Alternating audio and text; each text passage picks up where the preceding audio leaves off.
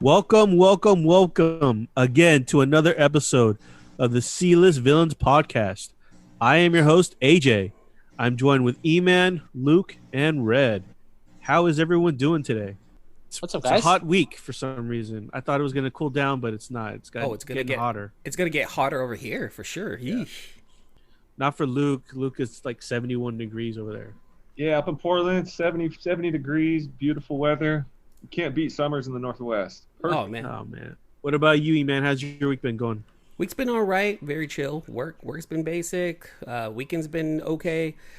Just can't wait for this weekend, and we got a big weekend coming up. We're doing some camping on Labor Day weekend, so looking forward to that. Wait, is it? It's not Labor Day weekend yet. No, is it? 2 weeks. No, okay. I was like, what the hell? All right, guys, let's get into our talking points for tonight's episode. The big news for this week was the DC Bloodbath. Where essentially Time Warner laid off around 600 employees, and I believe it was about a third of them being DC-related employees.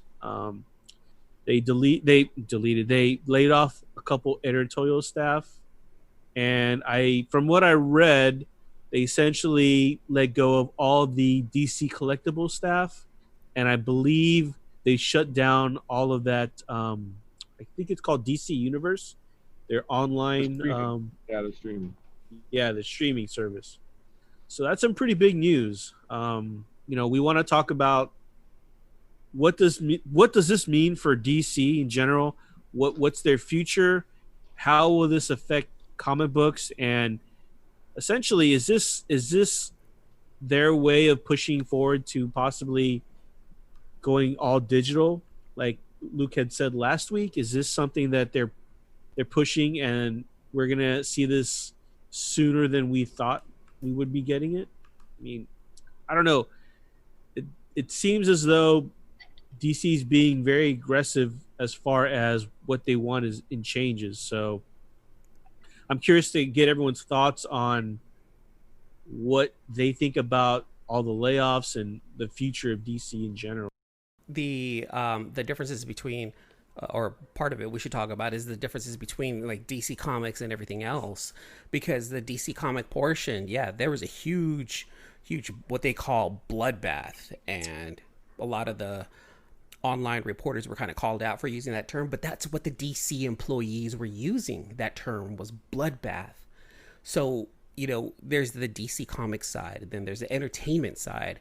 There's a lot of restructuring going on within Warner Brothers and AT&T, where they ended up picking up like $168 billion worth of debt, and all they're really doing is trimming the fat. But it's going to affect us as the comic book readers and collectors.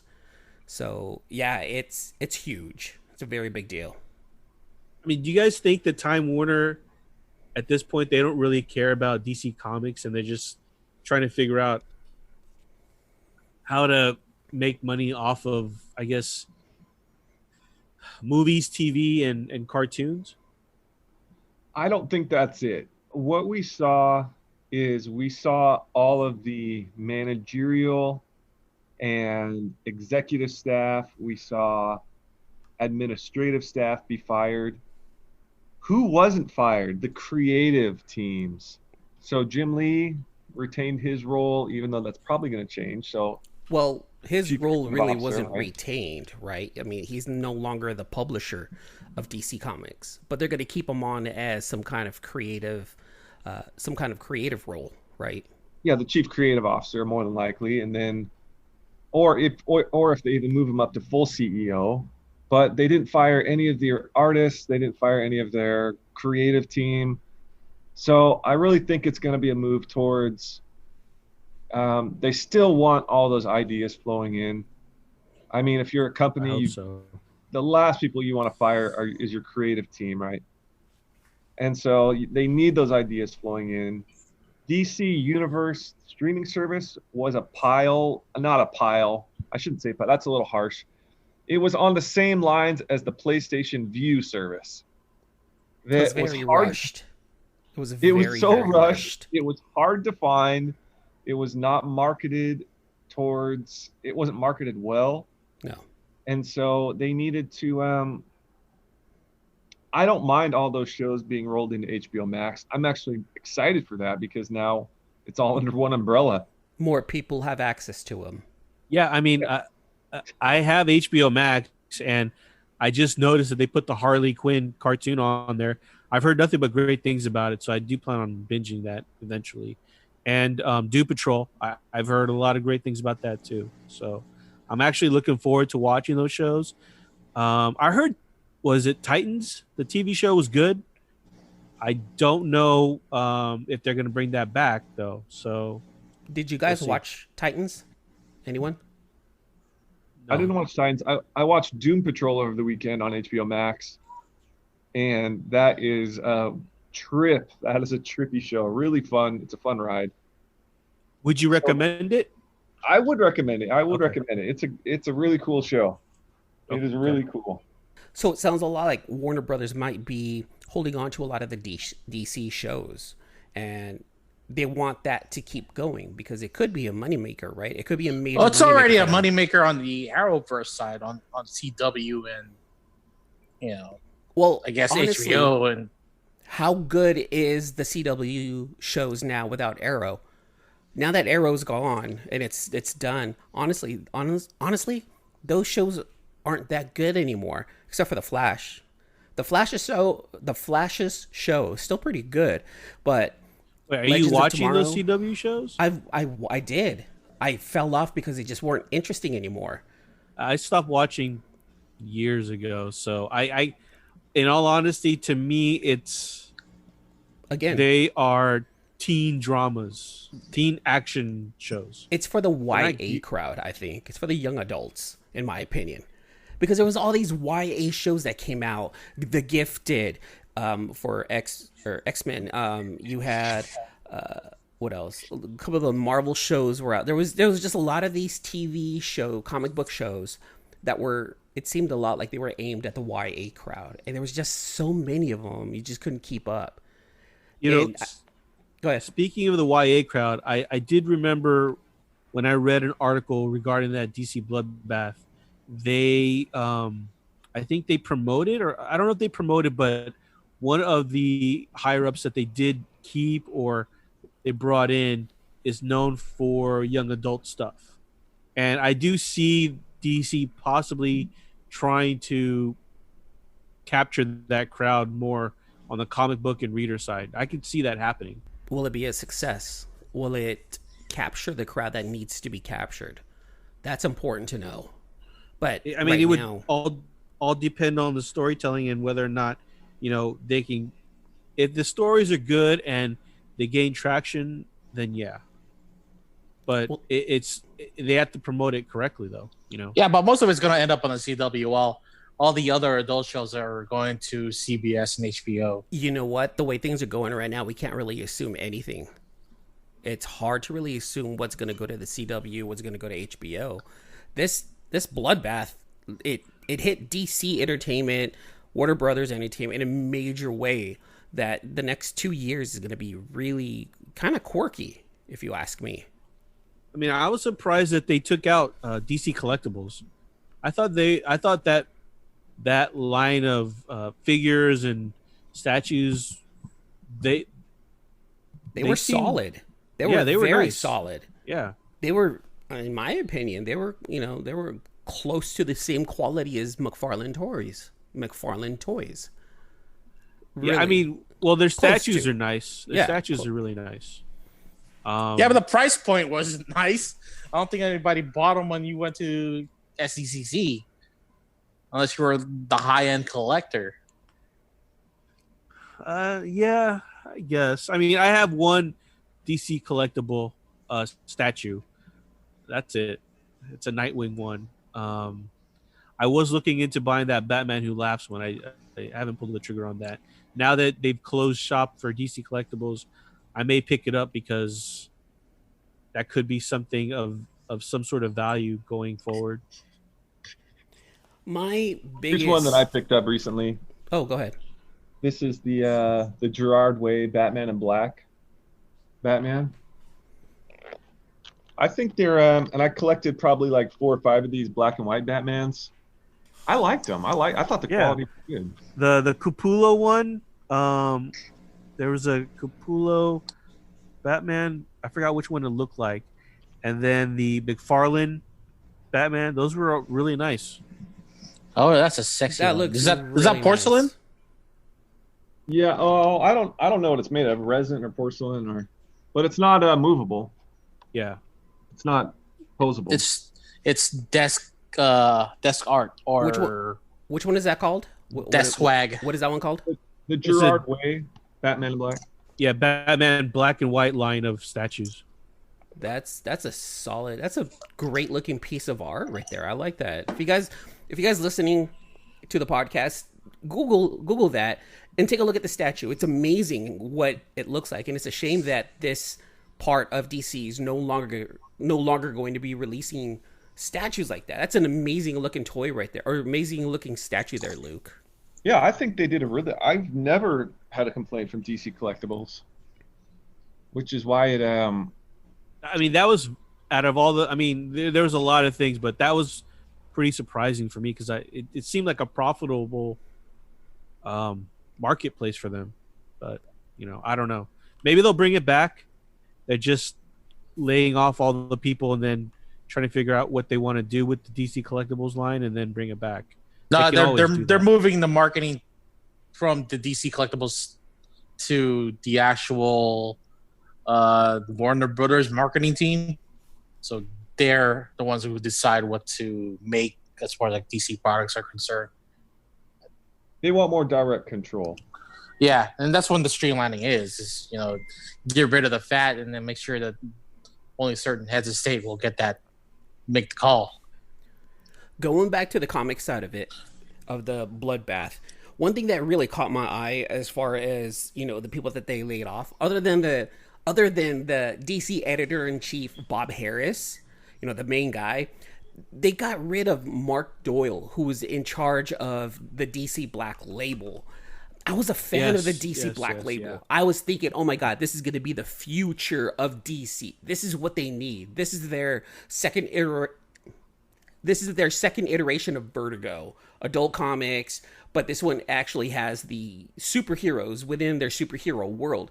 I absolutely loved the White Knight comics. They were fantastic. I'm really sad that I'm not going to see another series from Sean Murphy anymore. Here's the thing. From my understanding, Sean Gordon Murphy has said that there's another Batman series he's working on. Mm-hmm. Now, he can still do that. It just won't be Black Label. When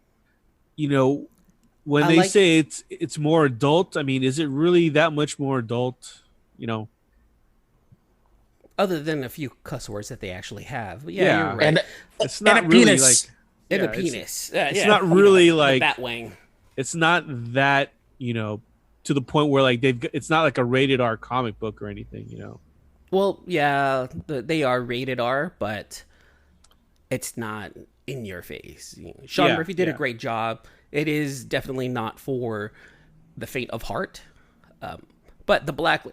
At the same time, they did mention that after a while, Black Label, instead of focusing on Batman and adult stories, it ended up becoming spam for nothing but Joker and Harley stuff at the same time. And maybe that's why they're phasing everything out. It sucks because they had something good going within the DC Black Label, and honestly, it's gone. Maybe they can restructure it and refocus it back onto the DC Comics. But I like the idea of separating and having different stories on the Black Label side. That's just me. Yeah, I get that, but I don't think it's... I liked Luke's response being that it's just trimming the fat. So as us readers and collectors, we don't have anything to worry about. The one thing I did want to ask is, are there going to be any ripple effects with what they've done as far as the comic book industry? I mean, will this affect other comic book like Marvel, Image, IDW, Boom. I mean, could they essentially say, you know what, we're going to start laying off our people too, and then maybe, like I almost feel like there is this push that we as readers and collectors don't want to see happen, but it's more of the publishers. They want to go digital. Well, let's look at it like this. Who are the parent companies of our beloved comic book companies? We have Warner Brother, AT&T, who own DC Comics, but they have $168 billion in debt. Who owns Marvel? Disney. Is Disney in trouble other than the Disney parks?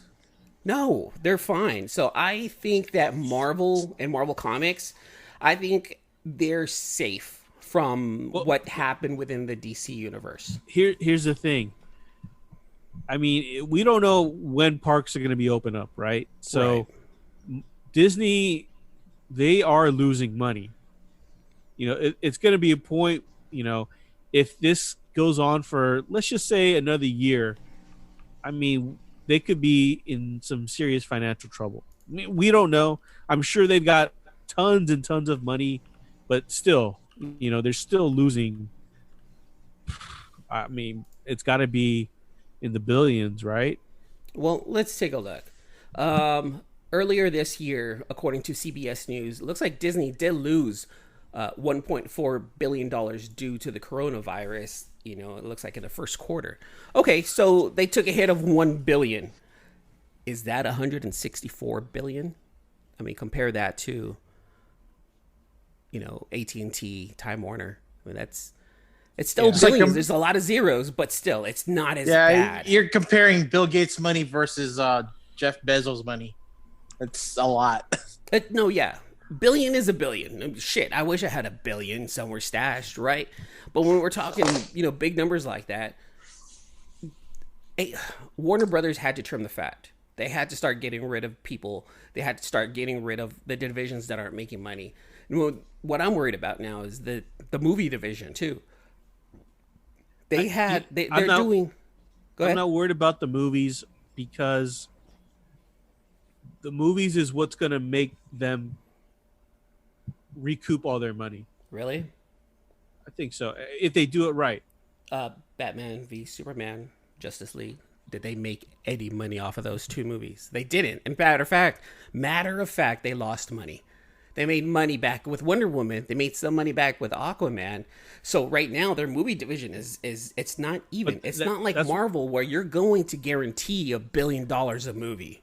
But that's what I'm saying. As long as if they start putting out quality movies, I mean, their last 3 that came out, they made money. Wonder Woman, decent. Shazam, and Aquaman. Yeah, and they were decent. Shazam, actually, I completely forgot about Shazam. That movie was fun. Yeah. If they can take their movies in different directions, that's what they need. Right now, I'm just hoping that the movie division will be able to put solid movies out for us to enjoy in the future. Because I like the Joker. shared universe. Oh yeah, Joker. Oh, and Joker. That's right, dude. Yeah. That was a huge moneymaker for them. It cost them like $68 million to make. Another I think double that for the marketing budget, and that movie made $1 billion. Yeah, that was a huge hit. So I mean, I'm not worried about their movies. They're gonna get on that right track eventually. They, like I said, I said 3, but it's actually 4 movies in a row they've made money. Yeah, it may not be Marvel, box office numbers, but it's still. But remember, they're not in the red. Remember this too. The Warner Brothers execs, they need to have faith in their creative team because they had no faith in the Joker. And then on top of that, Warner Brothers had their hands in almost every other movie, which is one of the reasons why Batman v Superman and Justice League failed, is because Warner Brothers was involved. And Suicide Squad, from what I hear too. And Suicide Squad. This is an opportunity. This is thinking about it, this is a huge positive opportunity for Warner Brothers to do what needs to be done, put the right people in the right divisions for their movies, and bring out and make solid movies, because that's they what want a Kevin lot of fans Feige. Want. They want Kevin a Kevin Feige. Feige. It's true. Warner Brothers already have a Kevin Feige, with Kevin Feige's right-hand man leaving, 2 years ago, to DC to help make better films. And it just needs to happen. You know what? Here's the thing. When I get Kevin Feige's done a lot for the Marvel Cinematic Universe, right? Everything he's done has worked out great. Yeah. DC doesn't. Warner Brothers, they don't need Kevin Feige. They just need to let the directors and the writers do their thing.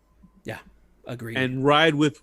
If they chose fucking Zack Snyder to make his vision of the DC universe, they've got to ride that and not meddle with it. Yes, exactly. But then again, in a way, they kind of needed a little bit of meddling, because Zack Snyder's vision was just too dark. They needed to bring something in, and I think that's why they brought in Joss Whedon to help finish the rest of Justice League. He fucked it up. He did. It was too colorful. It was too comic booky, and yeah, it was. Yeah. So I mean, but then again, he was in charge of making a movie that he wasn't even originally in charge of. Right? They were just, hey, be creative with it. And what Joss Whedon ended up doing was just, hey, let's just, spray paint some graffiti on this movie and good luck, because it's supposed to be released in 3 months.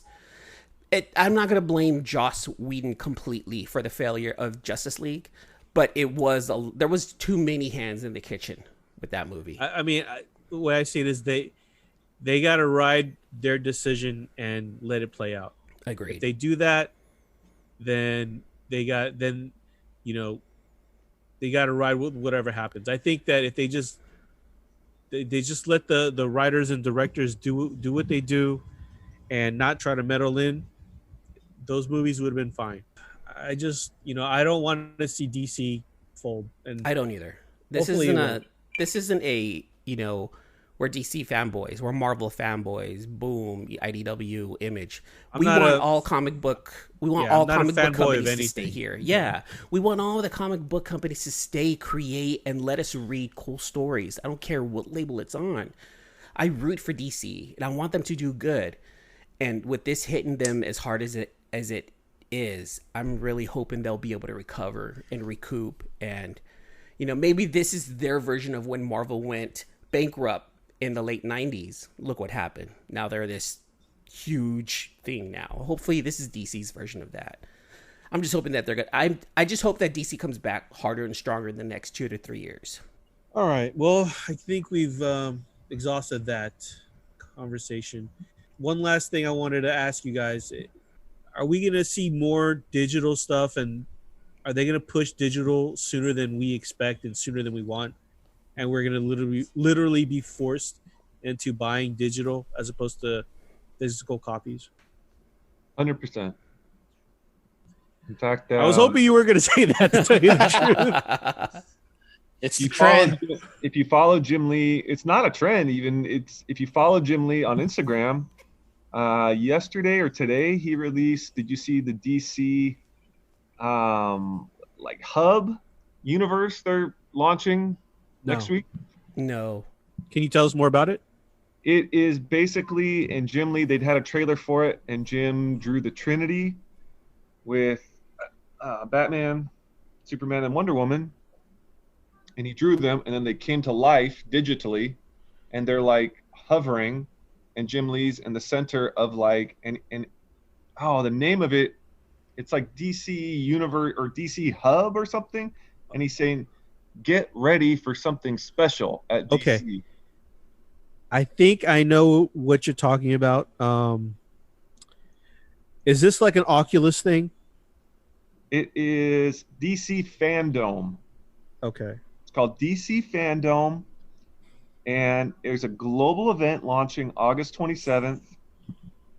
And it's basically this digital with hubs off of, there's a central digital hub with the Trinity and spokes off of it going off of, I'm assuming, into other stories and characters. Right. So it's coming. It's the DC Fandom. Wow, is it like a choose your own adventure? I don't know if it's going to be like that or if it's going to be, if it's a game, if it's Um, it's so confusing. Nobody knows, but it's just a nobody knows what's coming, but it's 100% digital. Okay, So it's most likely because the people got laid off that they have to restructure this event. Now they have to, kind of, I guess, redo their game plan for that event, right? well, I mean, they're still gonna they like Luke said, they didn't eliminate any of the creatives, so all the creatives are gonna be there. Um, now that you're talking about that whole thing with that DC fandom and Jim Lee, I used to follow Jim Lee on Twitch, and he was doing something really, really cool. This is probably maybe a year ago. I don't know if he's still doing it, but he would go on like this. I guess it's like the Oculus, and he would draw within like the Oculus. So everything is like 3D, where like you're actually immersed in his drawing. That's pretty dope. And so yeah, and so I was thinking like that is one thing as far as if they were to use technology and go digital, that is something like if they get artists that can render things 3D where you put on the Oculus and you're actually in the comic and you can like see the action going on as you're in the comic. I mean, because the things he was doing was pretty crazy because like he would draw like the sun and the stars and they were moving around and like the characters would like rotate. That is something that I would definitely like to see as far as the next comic book experience. Okay, But here I just screenshotted right where there's a Hall of Heroes. That's the central hub. It then goes into Kids Verse. That's the top where it's very bright. There's a family on top of a T, the literal letter T. There's a U verse where it looks like a Joker face on kind of a movie marquee. There is a Watch verse where I'm assuming that's probably where you watch shows. There is a Fun verse, and in the Fun verse, there is a comic book, and it's Action Comics #1, just sitting there on the hub, the island. And Above this is that on is Insider Verse, which is it looks like kind of a museum type of works type of thing. There's a movie reel, but the Funverse looks like a comic book.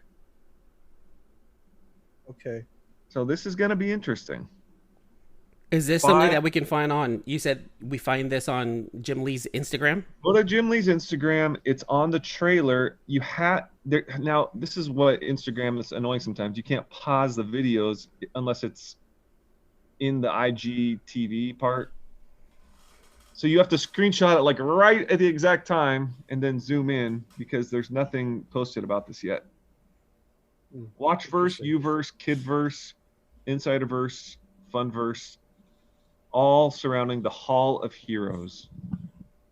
And they all have little bridges that go out. Right. This is all digital. And you know what? Kids are probably going to love it because they all have iPads and phones now. They're going to love it. I mean, like I said, if DC does some sort of new comic book reading technology or some sort of new comic book experience where you're actually in the pages, like where you're wearing an Oculus Rift, I think that would be really cool. I would definitely try that out. But at the same time, I still want to get my floppies. And maybe that's just the old man in me, who doesn't want that change. And I think it's also the collector in me, Well, it is. But, I mean, think about how long floppies have been, since the 1700s, people have been gathering floppy paper and reading, comic at least the illustrated words and stories. And so it's a very old technology that we're still implementing, right? That we're still killing trees to read. Yeah, I know. So so the question is really who benefits from an actual comic book? Is it going to be the collectors, or is it going to be the person who's going to want to read them? And if that's the case, then why not go digital, right? And I think that's the mental behind it, that they want to make sure that it can be reached out to anyone who can. Because if you think about it, there's a lot of comic book shops in the Midwest, a lot of comic book fans out in the Midwest who don't have easy access to a comic book shop, right? There's people who do travel 20, 40, 80 minutes to get to a comic book shop to get their favorite Batman Flash comic book, right? Their favorite Spawn or Spider-Man.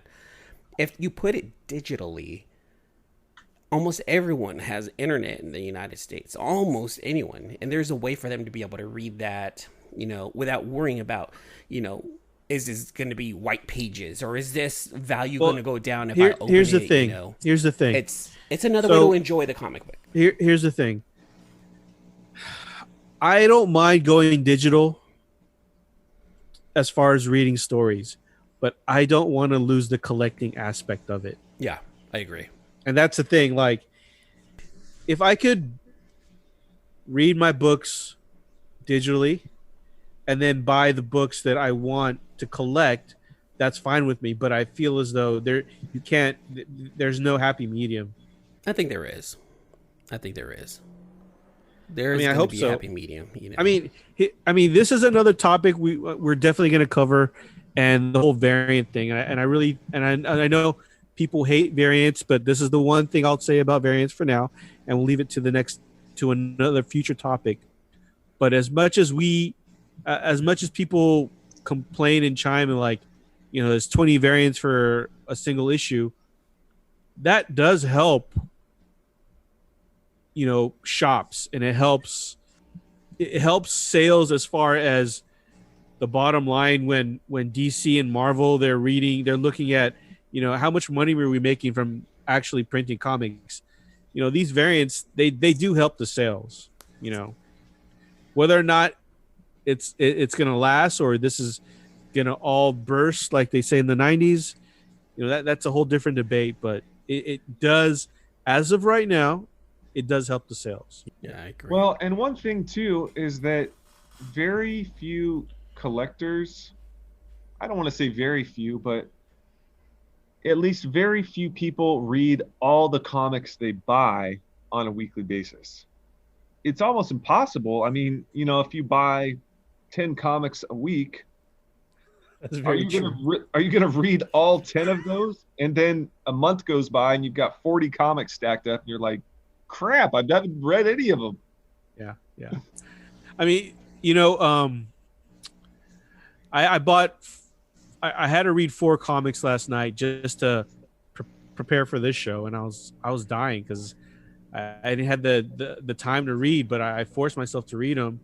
And another thing with single issues that I always forget what happened, so. Something's Killing the Children. I had to reread all 8 issues just last week to understand and remember what's going on in the storyline. But I mean, these are topics we can all cover at another time. Yay or nay on everyone's opinion here. Are we going to see digital comics sooner than later? Luke, you're a yay, correct? I am a 1,000,000% yay. Okay. Now, do you think floppies they're going to eliminate floppies altogether? They're going to go to trades. Trades are screaming through the roof up. I agree with that. Yeah. They're going to go to weekly digital books and either monthly or bi-monthly trades. That I could see that happening. The digital weekly, and then if you want to read it physically, then they'll do the trades. That I guess that could appease both collectors then, because then let's say you're reading a digital comic and there's a character that you want, their first appearance you can get the trade, and that'll be the first appearance in physical form. But it will completely destroy the speculating market. I mean, which I guess is good. I don't think it's good. I think it's fun. I agree. I agree. I think it's a blast. I think it's a fun escape from work, fun escape from bills and reality, going and hunting comics and finding these first appearances is a blast. I mean, even my group, the RKFA group, Rare Key First Appearance, it's getting almost 100 people a day wanting to join now because people are having a blast doing it, and they're saying there's so much. I want the cream. I want the good stuff, right? And so we're Which kind of all tired of the filler and the we want the good books. And we've all got the money to do it. We're not $13. Yeah. We're not 13 with $10 in our pocket. We're Yeah. 40 with Yeah. 13,000 in our pocket, so we can afford it. Yeah. I still have $20 in my pocket. I mean, it's just Well, so do I. Well, I don't even have that now. My wife even took that out of my wallet. What about you, E-Man? Are you on the yay or nay as far as we're going to see digital sooner than later? I think it's going to be more popular sooner than later. I mean, it's already gone digital, right? I mean, we have a Comixology. There's a lot of comics already that is digital. I mean, you pick up almost any Marvel issue now, it's going to say, hey, you go ahead and redeem this code so you can read your comic book online, which I think is great. If you can buy a physical copy and then read it online, to me, that's great because it preserves the collector aspect by having a hard copy, and then you can still read and have fun with the story by watching it and reading it online. And in my opinion, the colors are a lot more vibrant when you watch or when you read it through your computer. If you have a good computer, good monitor, the colors are going to come out. They're going to pop out. It's going to scream that red. So, I think it's already here. So I'm a yay. I am a yay. Red? Well, I have a brother-in-law that's already in the project or the process of making animated comics for a certain company. So this was already coming. But you cannot slab and sign a digital comic. That's for sure, especially for our first appearance. So, but it's a yay for me, because it has more access to more stories and expanded universe. Granted that the people who are the creative side of things have to work a little bit harder to push out more content. And I think I'm pretty excited having to have more when it comes down on a physical copy, that there's more story to be read versus having only 20 pages worth of story than having to wait the next month to get the next part of the story. Yeah. Okay. I would say, I guess we're all yays on that. Begrudgingly, I'm a yay. A lot of what Luke said has got a lot of talking points. As I could see single issues go digital, and then the trades go physical. And again, I'm a reader as well as a speculator, so it does suck to know that whole speculation game could be gone.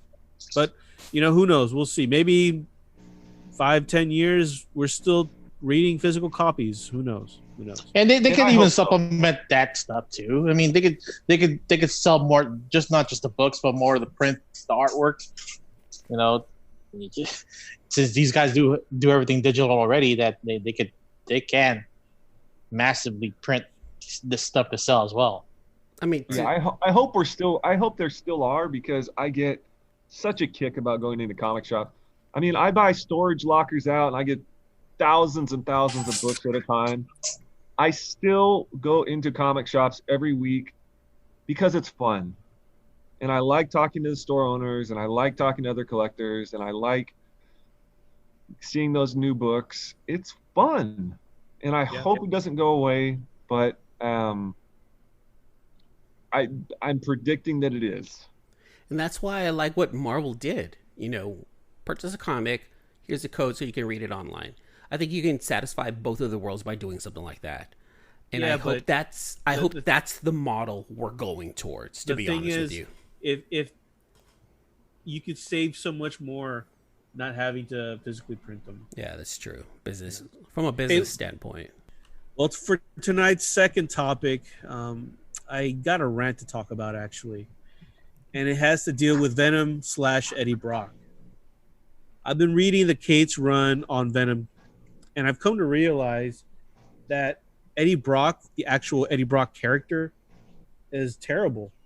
And the only reason why a lot of people like Venom is because of the way Venom looks and because he looks cool.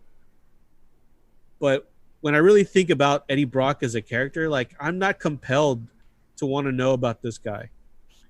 And as I'm reading all of Donny Cates' run, like when he tries to make Eddie Brock a compelling character, I don't feel it. I'm more interested in knowing about Null, now Virus, and now Codex. I mean, he's done a great job of like making us readers want to know about them.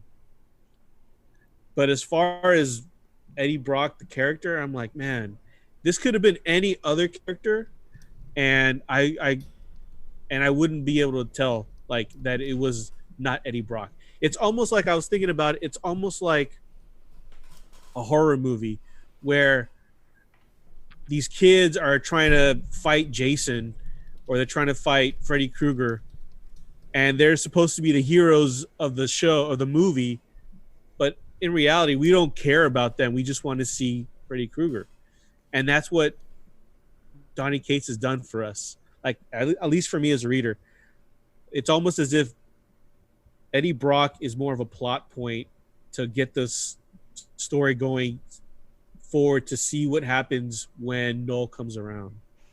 Well, he is. I agree with that to a certain extent. I don't agree with that he's a wasted character, but he is just running constantly with Dylan. It's just just a run fest, and I'm like, dude, you're like, stop running. And I get that he's running because he doesn't want Dylan to get in the way, but like, when are we going to see the transformation of Dylan into anything? So I don't know. I want to see. I'm kind of tired of the running, and I think issue 27 is the stopping point because we see not a new character, but we finally have a meeting between Eddie and, spoiler alert, if you don't want to hear this, go for it. Agent Venom, who even Eddie says Flash is Anne. And so that was a big surprise. Wait, I thought he died. Flash did die. Didn't Flash die? Well, he's in an alternate timeline or alternate world. Oh, damn it. That's right. I forgot he was. Okay. So, because we meet Codex, we meet the Venomized Avengers. Captain America gets blown in half by Virus and then reanimates. Like it's a nasty frame. Like you see Captain America like guts everywhere. You're like, oh, sheesh, Captain America just got blown in half. And then Virus is like, ha ha ha, I'm badass. And then he just reanimates. And he's like, you have symbiote weapons. You must go see Codex, the leader. And it's that part's kind of cheesy. Oh, and okay, honestly, Codex was pretty cheesy in my opinion. Yeah, it was like they're like he's the priest of some cult or something, but Yeah, or like the lead, I don't know. But then Anne's there in the Agent Venom suit, and she takes off the helmet and she's all chipper and happy, and she's like, Eddie, let's make out. And it's like, what? And he's like, Anne starts crying. What's happening here? The one thing also I didn't like about issue 27, spoiler alert, is all of a sudden Venom could shoot like proton beams from his arm. There's something going on. There's something that I definitely was missed. I wasn't really feeling that part where like I guess he was gathering energy and then it shot from his arm, and then Eddie's like, oh, it's so painful yet so satisfying at the same time. And I was like, okay, I guess. So it just became Super Saiyan? Yeah, now he's say that. Yeah, now he can shoot beams from his arm. Going like a proton cannon. Okay. Wow. So going back to what you originally brought up, that you're not compelled with Eddie Brock. as a character, yeah, Eddie Brock, I think people do gravitate to him because he's got issues. He's got these major issues going on in his life. He's not a Captain America. His life is not perfect. His life is shattered, it's torn, it's destroyed, but he's doing everything he can to live day by day.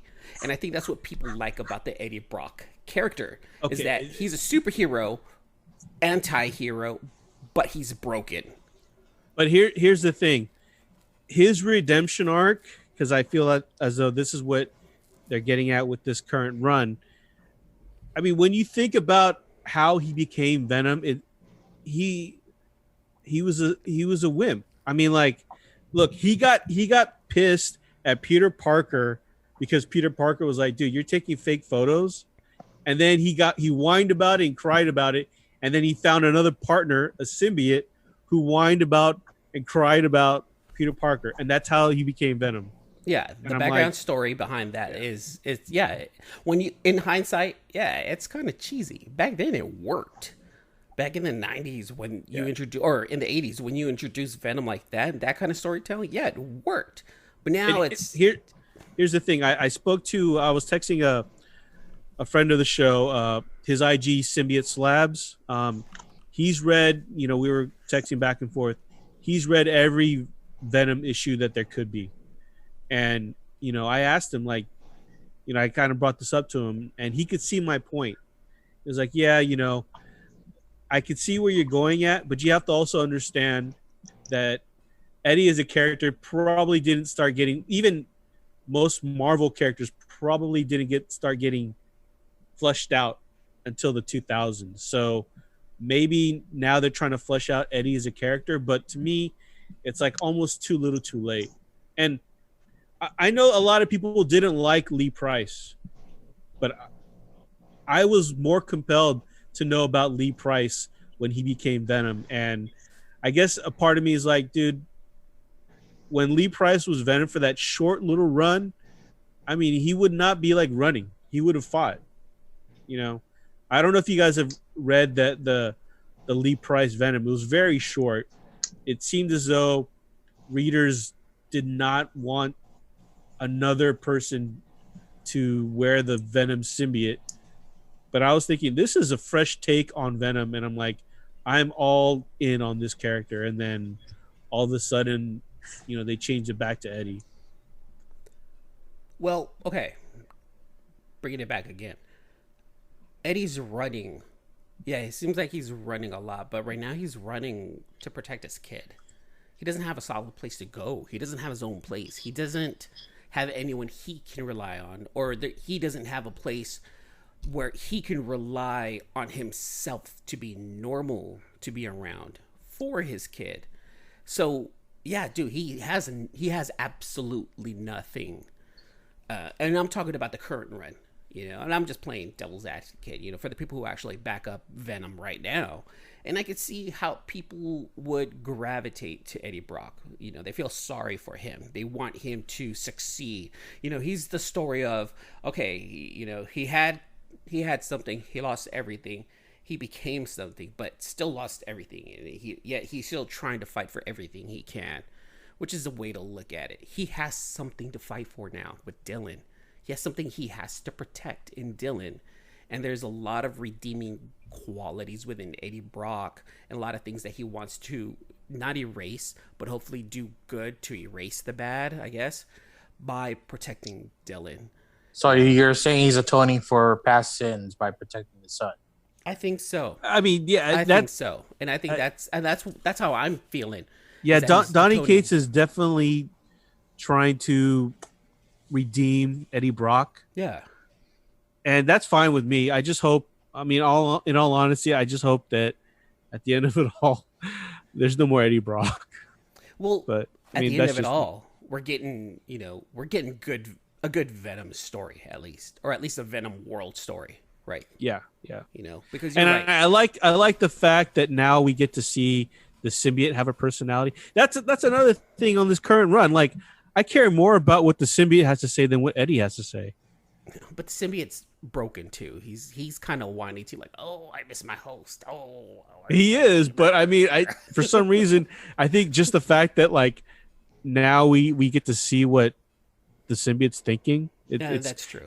It's kind of funny too. Some of the stuff he says, you know, Yeah. like when he cursed in this last issue, you know. Oh, I didn't see that one yet. Not yet. Okay, yeah. But yeah, I mean, well, you know what? That's good. At least we're talking about it, right? At least there's points to talk about with regards to the Venom story right now. Look, the Avengers are trying to get him. They were trying to recruit him. Which, hey, Eddie, guess what, man? Like you stepped up your game. Like, hey, why don't you let's go ahead and have a talk with Captain America over here, which is good. You know, he's on the radar again, and Donny Cates, I think, is doing a great job of putting him on a certain putting him on a certain radar, and then keeping him off other radars. Donny Cates is a writer doing a fantastic job overall with the Venom storyline. You know, another thing I was thinking about, what happened to the pet, the little cat symbiote? Right? What? And then he turned into this like almost a full size human symbiote.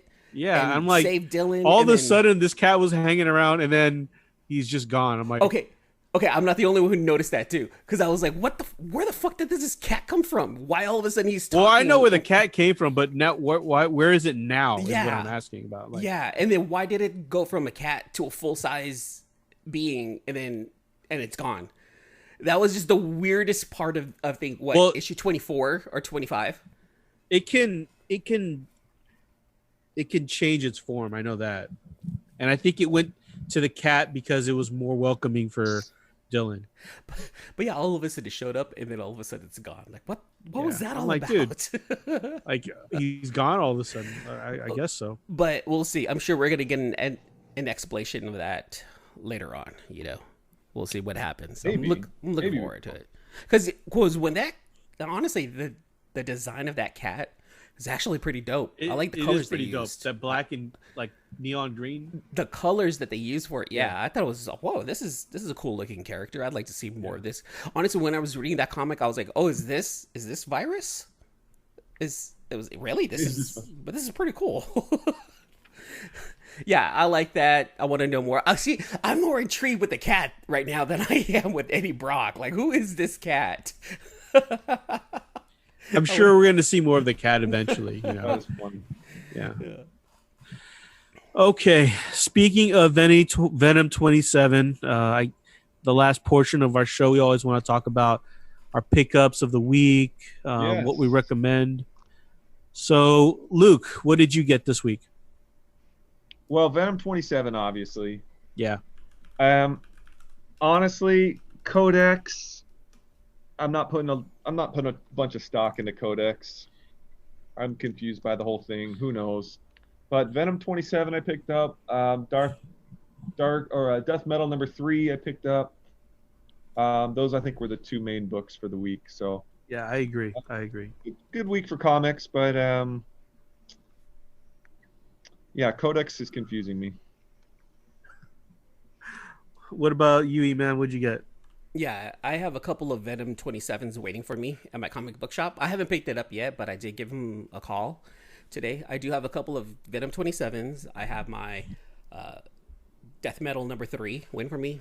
I picked up Big Girls number 1. The official number 1 came out today. I know last week I brought up that I bought a Peach Momoko variant cover. Big Girls number 1, but I actually want to read it. Let me see how that goes. So I'm going to stick with Big Girls for about. I flipped through it and I wasn't interested, to tell you the truth. It sounds more cute than anything. It doesn't sound like high action, high impact. It's more bubbly.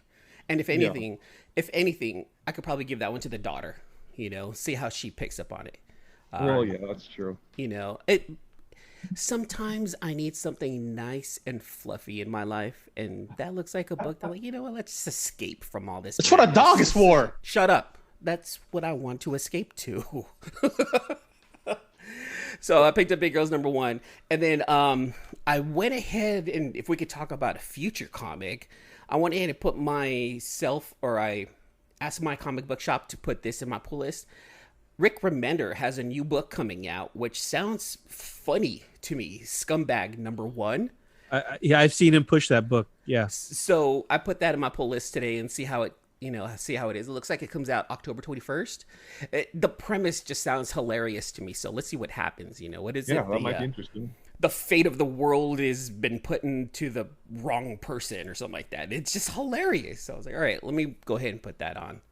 Okay. And then I stopped Empire. Like, I can't do Empire. Empire is the main story in Empire is boring. I'm good. What about you, Red? What'd you get? Oh shoot! I just picked up a couple of back issues of Outcast this week. The rest of the stuff that my local comic book store had was cleaned out before I got there, so I couldn't pick up anything new. Gotcha. Are you still planning on reading out? I stopped Outcast like maybe issue 12, I think. No, as long as I got the complete run, I could go back and reread everything. I mean, I left off. Yeah, I left off where I guess he's meeting the priest, and the priest was explaining his powers. Oh, that was like early on. Early, yeah, and then his sister or niece also was, I guess, possessed. So that's where I had left off, but definitely gonna have to get back to it here pretty soon. So you're gonna read it all at once, or as much as you can on one Yeah, run? I got vacation planned up for the Labor Day weekend, so that's what I'm gonna do the whole time. Are you going anywhere, or just a staycation? Staycation this time. That's cool. Nice. Yeah, if it wasn't for COVID, man, I'd be down there too, or Luke's where it's 71 degrees. Yeah, that would be nice to do Yeah. a little vacation up there. That sounds really nice right about now. Going out to Portland, Yeah, it's beautiful beer, right now. voodoo donuts, and cooler weather. Yeah, it's beautiful up here. And to anyone wondering about Portland, it is great. It's fine. There's no issues. The protesters are like 20 people in a 1 square block area, so it's safe. It's good. The family's fine. Nothing's happening. The protesting's at night, not during the day. It's at night. It's after 10 p.m. And it's all in downtown. It's all downtown by the police station. Yeah. So they're protesting at the courthouse. That's why they're protesting. So they're not in the suburbs. They're not in the, they're not messing with citizens. So everything's Cool. fine. Very, very cool. Definitely a future trip there. This is the important question right here, though, Luke. You ready? Is the beer okay? I just want to make sure that the breweries are okay. The beer is all safe with me. I have the beer all. The best beer on earth, I think, is up here. I will agree. I was up there last year, and I'm a fan. I'm a big fan of the California beers, but yeah, Portland wins with beers. Okay, best Portland beer on 3. 1, 2, 3. Oh no, there's a lot of them. It's not like I can say that there's this one particular beer that's really good in Portland. It's just, for the most part, almost all the breweries we went to were great. The customer service was great. The food was great. Like, one version of an IPA was completely different from another version from another. It was just good. Don't worry, AJ. I'll cut this part out. No. I think that's perfect for your future IPA podcast. Well, yeah, that's a different podcast. We'll talk about that another time. I'm gonna give one book that everyone has about 5 days, and if the podcast comes out on Saturday, then you have the weekend to find this book. But that is Spider-Man #1, the 1990. The facsimile copy is coming out, I believe, this next Wednesday. So you guys need to start hunting this weekend. Go out and find them. Todd McFarlane? Todd McFarlane. I spent this week hunting them. Oh my in gosh! shop, 1, 2, and 3, 4, 5, 6, 7. in back alleyways, He's got 10 copies. in dumpsters. That's the Torment storyline, wasn't it? The Torment storyline, yes, but they're reprinting it. So the original ones are going to see a good spike here in the next few weeks. People are going to want to hunt the originals. Find them this week if you want to still get in on the ground floor. Hold on. Or they spike. There was almost 1 million copies of the original #1 printed. I deeply doubt there's going to be 1 million copies of the reprint made. I think the reprint is going to be even less in the wild than the original, right? Well, yeah, of course. This was one of the most printed copies, but there's not a million still out there. I mean, how many are gone now? Who knows? Well, that's in the best what do you call it, condition too. Those look like they were in great condition too, Luke. And then also pick up Star Wars number 3 or number 6, Sena Solo. This is still a reasonable book to pick up. Star Wars number 6. You can find it still for cover price. So nice. Well, I picked up Venom 27, and I picked up the Death Metal books. I also picked up Something's Killing the Children, and my read of the week. And I know everyone's talking about Venom 27, but 7 Secrets #1 from Boom. Man, that is a great book. That first issue, it was amazing. Boom is coming up, aren't they? Yeah, they're labeled... I was gonna say that Boom's whatever they've got going on, they keep doing it because their new stuff that's coming out, it's really good storytelling, and it reminds me of when Image was coming out with a lot of really great indie stories. I got tired of Image stories because it just seems like they're just pumping out anything, and what sticks they'll just keep going at it. But with Boom, it seems like they're really taking their time figuring out what's great stories to read. Now, is Boom following the same model as Image, where it's all creator controlled and creator owned? they've got. I think their #1 seller is the Power Rangers stuff. So I see a lot of people. To me, I didn't even know that Power Rangers had a following up until like the last probably 2 years when I really realized that, man, people go hard on Power Rangers. Yeah, they do. Yeah, I never realized that because I was a little too old when they got popular. Mm-hmm. But from the art and from the storytelling that I've heard about with the comic books, I've heard that the storytelling is really great and it's not cheesy like the cartoons. Nice. Yeah, we made fun of Power Rangers all the time. All of my comic book friends made fun of me for watching Power Rangers as a junior high kid. Hey, man, I loved the Power Rangers. I loved the first 3 seasons. They were awesome. Hey, Kimberly and Trini, first crushes. And yes, Kimberly was a huge crush. Trini was okay. She was okay looking to me. I liked, what was her name? I think Aisha, the next Yellow Ranger after Trini. I thought I had a crush on her.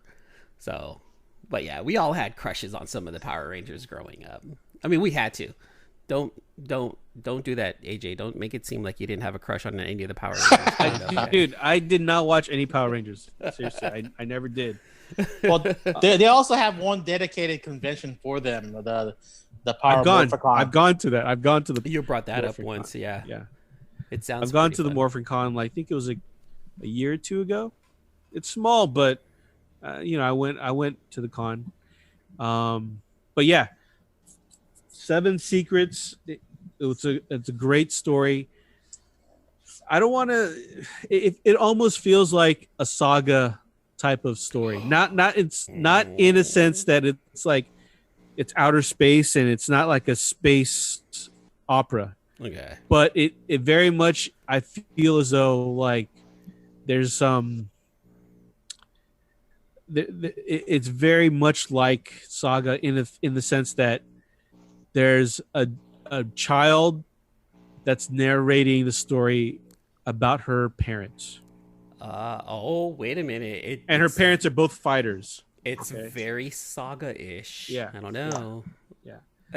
So then basically for the people who miss Saga, because now it's intriguing me. So for the people who miss Saga, probably pick it up. It's probably a good pickup. Yeah, I would say so. The first issue really got me. I've heard that shops got to read the first 2 issues and they were really hooked on it after the second issue. Like apparently there's a big cliffhanger. So at least read the first arc if you're gonna give it a shot. I was sold on the first issue. What is it called?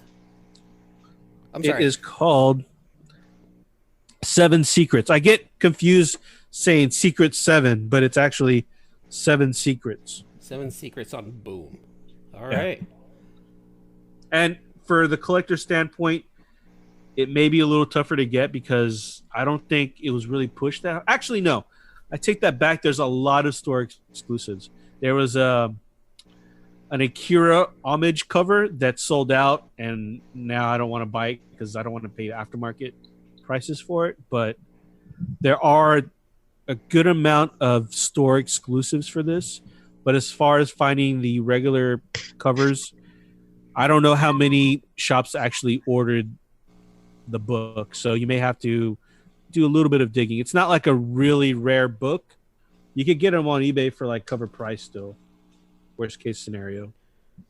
But it is a great read. Okay, so I'm on eBay right now, and I went ahead and searched that Akira cover. That Akira cover is awesome. So for those collectors out there, take a look at that, man. It's if you're a big Akira fan, big Akira anime fan, take a look at it, man. It's pretty dope. My LCS had the connecting covers for $30, but the 1 in 25 wraparound had a big, huge spine break in it. I mean, it was bad. I one of the comic shops I went to, they had some copies, and I don't know if they were just all shipped bad, but there was a lot of spine ticks, and I was like, man, what's up with this? So, yeah, that's one thing you may have difficulty if you're one who wants a 9.8 potential. It's funny because I'm even looking at a copy on eBay of the 1 in 25. It has the exact same color break so I'm thinking it's probably all the copies. Probably a printing issue. Yeah, there's a legitimate amount of spine ticks on the copies that I saw, and I had to sift through a good amount to get a good copy. These all came from Diamond Distributors? Yeah. Diamond, yeah. All right. But yeah, I mean, I know Venom 27 is the hot thing, but if you got the chance, 7 Secrets, it's a great read, and I recommend that for this week's read of the week. Will do. I'll look. Awesome. I'm gonna look out for it for real. With that being said, I don't have anything else to talk about. You guys want to talk about anything? Oh, we've got some winners, don't we? Oh yeah. I got a winner for the Venom 25 Ryan Stegman second print. Oh, should I say his name? Is it okay to say his name or just his first name? Did they say it's okay? I mean, I'll just show the video of it. But yeah, definitely. I'll get the word out to him, and then the rest of all the listeners like, who is this jerk that took the 25? Who took Venom 25 from me? Hey, the rest of the guys that got a consolation prize. There's I 2 will free find comic him book day books and destroy him. Okay, guy. Oh, yeah. So the rest of the guys who did participate, they do get a consolation prize, and I will be shipping out those books tomorrow. right on. awesome. Luke, you got any prizes or any sort of contest you're pulling out today? No giveaways tonight, but come check out our sales in RKFA Comics, or just Google my name in Facebook, and I do giveaways all the time in there. So come hang out. So, Luke, how often do you do your sales on Facebook? Twice a week, usually one midweek and one weekend. Okay, and then how can they find you? Just through my name, Luke Weeks, on Facebook. Just Facebook me. And that's WEEKS for all the listeners out there. And then, Instagram also. And then what's the name of the comic book group one more time? Rare Key First Appearance Comics. All things RKFA related. So spec talk, first appearance talk, rare books. It's all open, but trying to sift out the filler. And I'm even thinking we should start I'm thinking of starting a second group called Filler Up Comics, with just filler comics. So Oh, nice. Yeah, because I'm definitely still looking for a brigade number 7, 8, and 9. I don't know why. I just need to fill that comic book collection. Damn. That's specific. I don't know. I'm hoping they're in like the 50-cent bin somewhere. So Well, wait till the convention start up again. Oh wait, I right. do have something to say. Uh-huh. Luke had said that he's not sold on Codex. Now I can't say I'm 100% in, but I am interested in this character. Um, you know, yeah, his introduction to the comic book world, it was a little lame, but I think it's just he just looks cool to me. Like it's got this Dracula look to me, but I mean, just aesthetically, I like the way he looks. I mean, obviously, he didn't make much of an impact in the book, but He looks cool. Well, he Yeah. ripped Virus's helmet off, and they didn't reveal the identity of Virus, right? So we're gonna find out hopefully next issue. Although they might do an arc with Anne and Eddie, and skip it. But hopefully we'll find out who Virus is. But it sounds like he might be a good guy. I'm thinking. Yeah. I don't know. From the way it sounds, I'm thinking that it might be like an alternate universe Rhodey. Just by the way it sounds, I don't know why. That's just a feeling that Rhodey. I don't. I again, look, you never know. It's Marvel, you know. I mean, I It's feel feeling. as though all of them, even Virus and Codex, they're all gonna eventually, they're all gonna have to team up and fight No, when Noel yeah. comes around. They probably are. Yeah. Oh, and another thing, as far as DC, I was thinking about this. There are about 3 or 4 writers on DC that I really think that if you're supporting DC, support these writers. Joshua Williamson, Scott Snyder, Tom King, and James Tynion, right? James Tynion the fourth. Fourth, yeah. Yeah. Those 4, I really feel as though DC, as far as comic books, they're in good hands. Even though Scott Snyder, that was another thing I forgot to bring up. Yeah, we didn't bring that up. Scott Snyder is no longer going to be doing The main superhero line, books, right? So that could mean that now that he's going to do more indie stuff, but that could also mean that DC is going to bring back a Vertigo line, a similar Vertigo line, right? There's a lot of things that could happen with that. I was wondering real fast also, I was wondering what's going to happen with a lot of the writers and a lot of the creative teams that might not be there. Is this their time to jump over to Image and to Boom and to create their own stuff and see if they can put their own name out there? You know, again, we're not going to know any of this for another 2 to 3 years, but if that's the case, I mean, at least they have, technically, if you think about it, they have something to fall back on. Image and Boom will be like, hey, come on over. You know, we'll sit down and talk. Let's see what we can create together. Yeah. I mean, I would love it for Vertigo to come back, but you know, we'll see again. Nice. And that's a wrap, guys. Thank you for listening. That's a wrap. Thanks. Deuces. Thanks again for listening to another episode of the Sealess Villains Podcast, your cultivators of the comic culture. Make sure you follow us on Instagram and Twitter, and subscribe to our podcast on iTunes and Spotify. All you got to do is search for Sealess Villains. If you want to send us an email, you can contact us at sealessvillains@gmail.com. Make sure you follow Luke Weeks on Facebook and Instagram, and join his Facebook group, Rare Keys and First Appearance Comics. I'm your host, AJ, and you can find me on Instagram, AJ the Comic Collector. Thanks, and have a good night.